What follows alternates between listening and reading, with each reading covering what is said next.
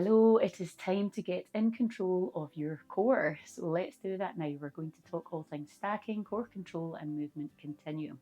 So, stacking, we know what that means. We take one thing, we stack it on top of the other.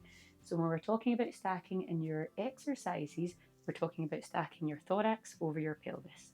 Now, typically, we are in a very open posture. So my thorax is not stacked over my pelvis here, and my abdominals are really wide open and can't engage.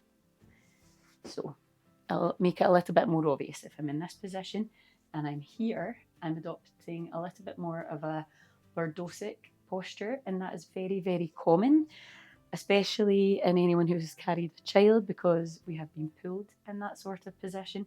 But what's happening here is our abdominals can't engage, they're wide open, and I've got lots and lots of pressure here in my lower back, and it's really, really sore, even without additional resistance. So, what we want to do is stack our pelvis over our thorax here. You'll notice that I'm not doing this, I'm not dropping myself down. So, I move more from my lower body rather than my top so that we don't then adopt the entire opposite, which is a hunched posture. So, if I'm open here, all I do is I move my pelvis slightly so I can go in and out of that. So have a wee shot at that moving around here just now. And what we want to do is just to bring that pelvis in and in line with the thorax without squeezing the glutes too much. So if we start to squeeze the glutes here now, then we're putting more force into the lower back again. So we want to find that sweet spot where we are stacked, but we're not forcing anything with our glutes. Okay, let's come down into a dead bug position. So you'll probably know the dead bug, it's quite common. Quite a common exercise here for the core, but if you don't worry, it's fairly simple. We come down onto our backs, reach your hands towards the ceiling, bring your feet off the floor as well, and you look a bit like a dead bug, so hence the name. We're going to take an inhale, exhale, push your fingertips towards the ceiling, and then we're going to take another inhale, exhale, really fully all of that air out and feel all of the pressure going down to your deep abdominals. Another big inhale. And this time, as we exhale, holding on to that pressure, we want to push our fingertips and our right hand all the way up to the ceiling and then bring that arm back. And then we're going to start to take the left leg down. Now, this is the toughest bit. Only take it as far as where you feel that your core is struggling, your abdominals are struggling a little bit, but not so much that your lower back peels off the ground and it feels painful in your lower back. So you want to feel where we're working hard, challenge yourself a little bit, and then come back out of it. So we take an inhale, we exhale, and we go on the other side. So pushing the left fingers towards the ceiling and back, and then we'll start to take that right leg down. Now that may be quite low for you, it may be quite high just now. Go to where your body is working hard and don't push further than that, or you're going to end up with a sore back. So meet your body where it is today. Big inhale. Exhale, reach the right fingertips towards the ceiling, bring the left foot to where works for you. You might feel a little bit of a shake, that's okay. Big inhale to return. Exhale, push the left fingertips to the ceiling, bring the right foot down. So that is your dead bug. Work on that. As I said, don't allow the lower back to peel. Go to where works for you. It might even be a very minimal movement right now if you do suffer from back pain. It might even just be, so right arm comes back, it might even just be there, and that's okay. That is challenging you as long as it's not making your back painful. You are making progress, okay? So if that's all quite easy, you've been doing your dead bugs for a while, that's where most people will be right now. But if you've been doing that for a wee while, let's talk hollow holds. So we can move into hollow holds when we're feeling a little bit stronger.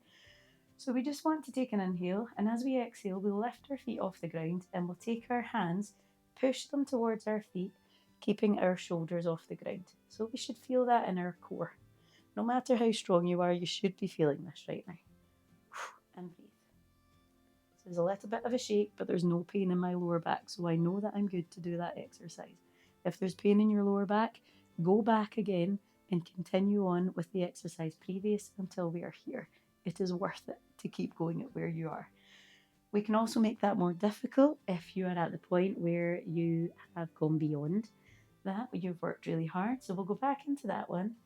And we can make that trickier just by simply reaching the hands up and towards the back of our head rather than the front. And we breathe into that. And where you need a break, you just bring your knees in. Okay, and last but not least, we'll take a weight. So if you're in the gym, a nice light round weight, not a dumbbell or anything that's going to fall and hurt you. So what we're going to do is we're just going to swap. So we'll start in this position here where you've got a book or a little weight in the gym, and you're just going to let your legs take that weight away. And we'll take our hands behind our head here, and then we'll come in, big inhale, reach, grab the book, and go back out again with the legs. Big inhale, pop it back on the legs.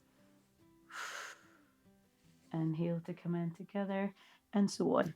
So that is your variations for your core. As I said, do not push ahead. We don't want to become injured. We want to make progress. Okay, so plug away. Consistency is key. But it is so worth it. We want to really get control of that core. You're going to get so much better at your exercises and so much stronger in your everyday life without falling into that pain category all the time, which so many people are.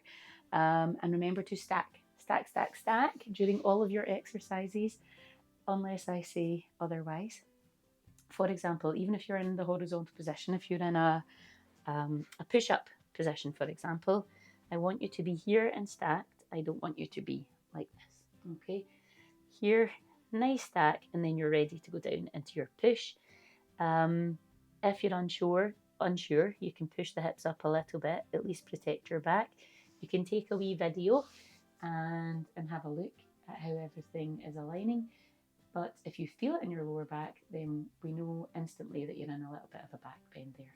All right, so that is some good knowledge for you to take away. Choose your level just now, work away at it, and feel free to send me a video and I can let you know what I think as well.